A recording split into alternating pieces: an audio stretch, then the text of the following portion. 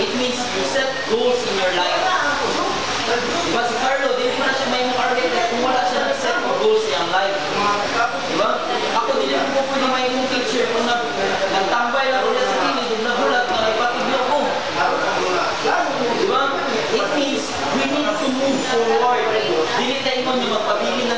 kinabuhi na stagnant ta, the term that the term that GD used earlier, madili ka pwede na may isang stagnant na sa pamilya. We really need to move forward. Diba, dili kayo moving backward, but we need to move forward. The term that uses ni Ate Lucy kanina is actually maturity. Galing sa Imam. So we're dealing about now spiritual maturity. We're dealing about spiritual maturity. So moving forward in our spiritual maturity. And if you have your Bible, can you please open your Bible in the book of Hebrews chapter 5. Old Testament. Hebrews chapter 5 verse 12 to 14. Say Hebrews 5. 12 to 14. Basa mo yun. Hebrews 12.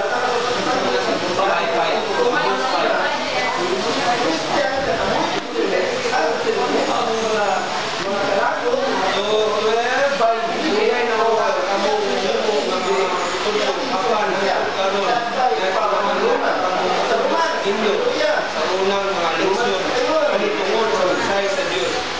Dahil ang angay ninyo talpon pagkakatungkol sa nagkinahanglan niya akong pagbuong katas. 13. 14. Ang nagkinahanglan katas para pa kung walay kasinatikan namin sa maayo sa katas.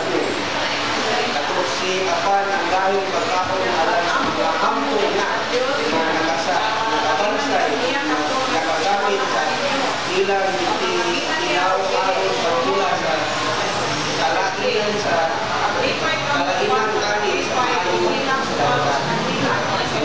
So, ano sa dato mga Dugay lang tapos na naging teacher, apa natod karon ginatuduan gihapon ka. Because the verse 12 says, diba, it means you're not moving forward. It means dapat ikaw unta karon na ang mundo, pero karon ginatuduan gihapon ka.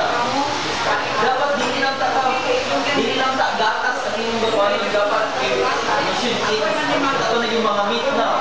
Pero karon gatas ng gihapon. Amen. Hallelujah. Let's go to 1 Corinthians chapter 3. 1 Corinthians chapter 3. 1 to 8. Pagbasa natin.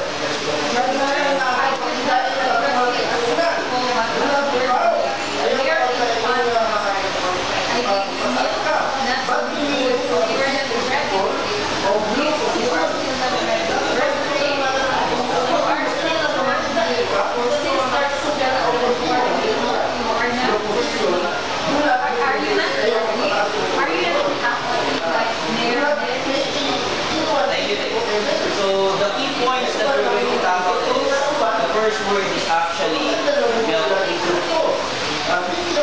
In those verses in Ibasa, milk is used here to describe spiritual immaturity. Gamit ang milk at ang mga verses that describes spiritual maturity. And then the meat is used here to describe spiritual maturity. Okay? So, hindi po na ito pwede na as what the 1 Corinthians said, hindi po na ito pwede nga katong bata, pakaon na so,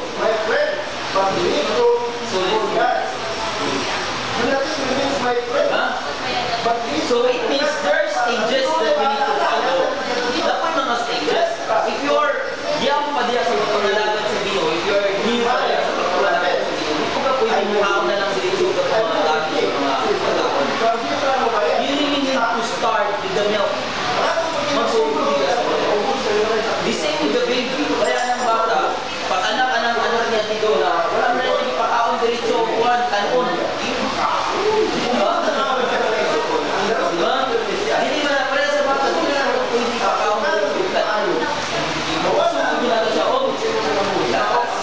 Until such time that the baby is muda po siya, mamuda po, mas capable na siya makakaon o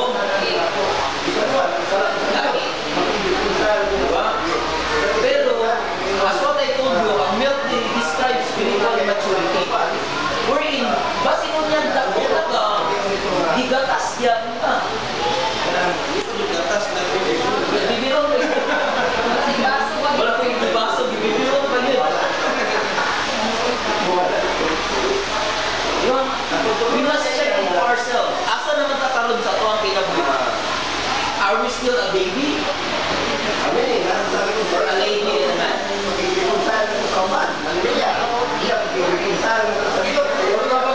feel that you're a lady or a man, but still you drink milk. Ibibiro mo yun.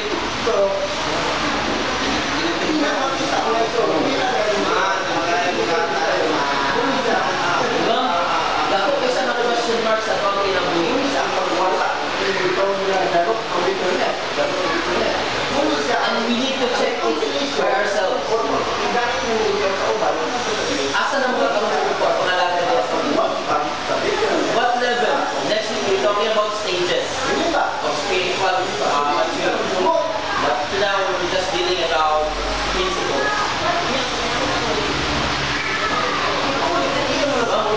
Asa na mga kinabuhi ka? Okay. So, milk to me is actually should not be considered either or. It is actually a continuous process. Milk to meat is actually a continuous process. Dili man siya ingon nga diretso, it's actually instant. Imana na to na. There are some aspects in our life probably that milk pa. As what I told you, walang wala ko nila some aspects in our life na na-progress na ta. Kaya probably some aspects in our life is gamit pa lang. But it is actually a continuous process. Dili siya instant. Pagod nga nimo ang noodles, ininit, kakao na dahil so.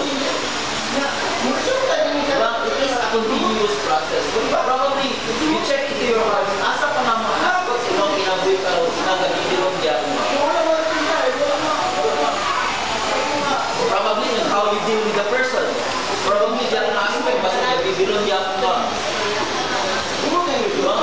Probably on how you control your patience. Probably di ako part, gabibiro di ako bugay na ito sa pagpamalagan sa Ginoo, pero bago yung patience, wala di ako, gabibiro na di ako no. Diba? On how you deal with the person, probably gabibiro na di ako. Diba, there are aspects in our life na we feel that we still drinking milk. What I told you, it is a continuous process. And it will always be. Dili siya ingon niya taman. Dili siya ingon niya taman na kadiha. Kailangan ipadayon din natin. Dili na kayo ingon yung magpabilin na ka sa gatas na karoon. Nakuha? Probably sa imong spiritual life karoon. Nakaon na ako mga galit. Diba? Pero, how about your social aspects of your life? Diba? You cannot even control your temper. You cannot even control your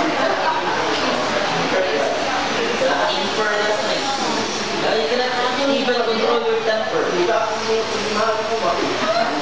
Gamay lang na yung sinamok sa imo, naulit na yun ito. So, kasi hindi ang aspect, gagawin niya po ka. Nakita lang ni mo ang iyang naong kayo, nasuko na dahil ito. You're still a baby in that aspect. Wala pa ka ni grow. As what I told you, it is a continuous process. Pero kailangan natin siya ba? For us to be mature. Hindi naman tayo forever minakawatan. Forever young. I wanna be forever young. Yeah?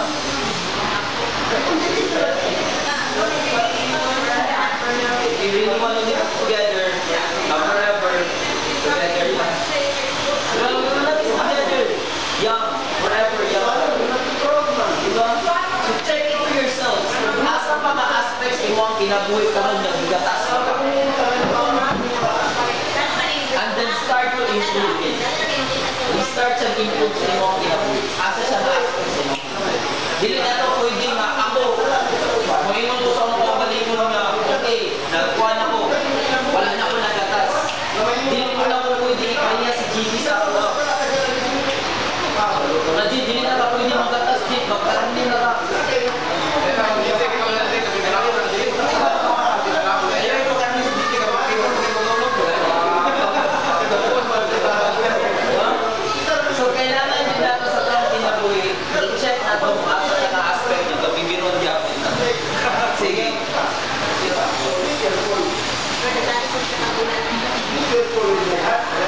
Think of a life of Joseph.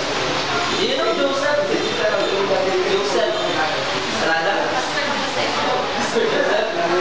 Estrada. Think about of Joseph. Tim, say like si Joseph ganito. Ay, kita Joseph tayo. Sige. He is the youngest son.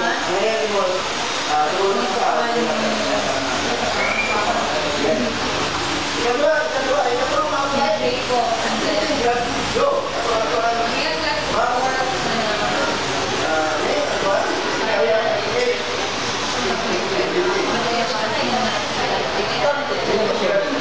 Yes, yan. Yes, yan. So just think a life of Joseph. Now we're in he actually faced many struggles in life. Diba? Kasi may mga circumstances na niabot sa iyang life. Faithful living through the circumstances God allowed in our lives lead to continuous spiritual growth. Faithful living through the circumstances that God allows us is known as a pointing for spiritual growth. Just allow it. Those circumstances na i-allow sa inyo sa Good morning. Brother and sis, good morning. Welcome. Hindi man siya ingon nga forever na hindi ka ilala. God allow you that thing for you. Ano ang mga circumstances sa imo ang kinaboy? Di ba? According to JR kanina, ano siya? Napila niya sa una, mabusi din siya. Sumuyang iyan na lang hindi panindigan. Nagpagako na lang siya. Di ba? Kahit ito mga circumstances sa iyang kinaboy na niabo ko, mga may nagpamakasaya na inalit ko. O at least panindigan na lang ako. Isang mga kayo ang busi ka, wangking. Masada ang busi ka na flower sa tayo. Di ba?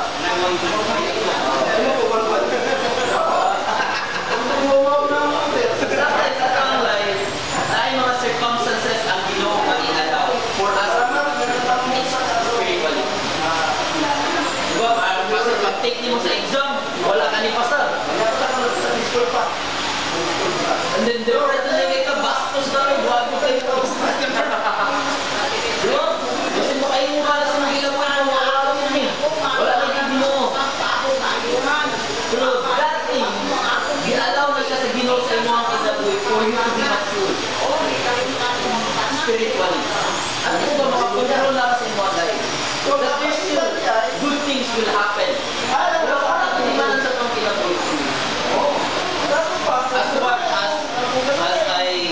As we actually watch the movie, yes, the following day. Alam niya ng The House of Us? I heard po a line there na yana si Daniel Padilla. Yana siya dito. Alin si Primo kay Primo niya ka. Don't spoil the road. Kato naman. Ana siya dito. Sa iyang life daw. Happy na dito niya pa ako ng iyang pinagili. But, nakakita daw siya sa success niya. And then he realized na pag sunset, mawala na tayo, mabot ang time na mawala na ang adlaw. Pero pag naugma, nanasan, yung glow na sa siya, at shine na sa akin. Diba? It means, ang light daw is not good times na mulumog daw yung kinabuhi. Pero remember, na at the end of the day, pagka-follow yung day, the sun will rise again. Remember? Diba? The sun will rise again. Kung karon sa imong kinabuhi, probably hit-hit na kayo. Or probably nalaka sa mga alas 4 sa hapon. Ma-work-in, hindi na ninyo makita kayo ang kahayag. Probably sa imong life karon nanay ka sa alas 12 sa gabi. Nami mo madunggan na lang kay ang tingog sa mga bakit na tingog. Diba? Diba? Probably nanaka sa inana sa imong life. Mapili mo hit-hit na kayo yung kinabuhi. Naka-experience na karon nga lisod na kayo nimo makita ang kaya sa imong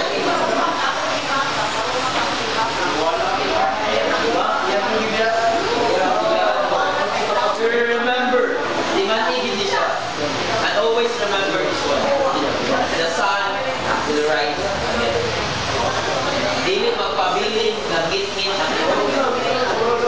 if you continue to be with God, and your life will shine. Allow na siya sa Ginoo for us to grow. Dili man ta mo grow sa atong kinabuhi if everything goes well. Diba? If everything goes well in our life, dili man ta mo grow. Magpabili na lang dapat ta kung unsa ta. Kung tao ngayong giulitan, wala na siya gialaw sa Ginoo sa imong kinabuhi. Dili ka mo grow sa imong kinabuhi, hinana ka. Dili ka makakontrol sa imong temper.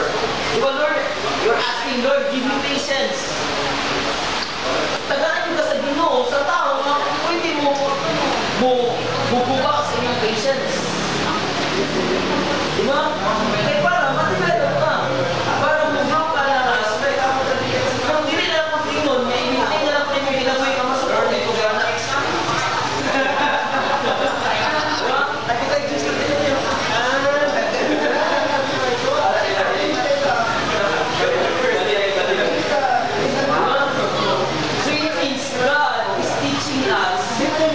From the circumstances, ang inialaw sa diba? God is allowing the thing for you to grow. Hindi ka magpabilin sa iyong kinabuhi nila na hindi mo lang ipasal ka lang hindi mo lang hindi na kayo ka alas na or kadlam na sa iyong kinabuhi.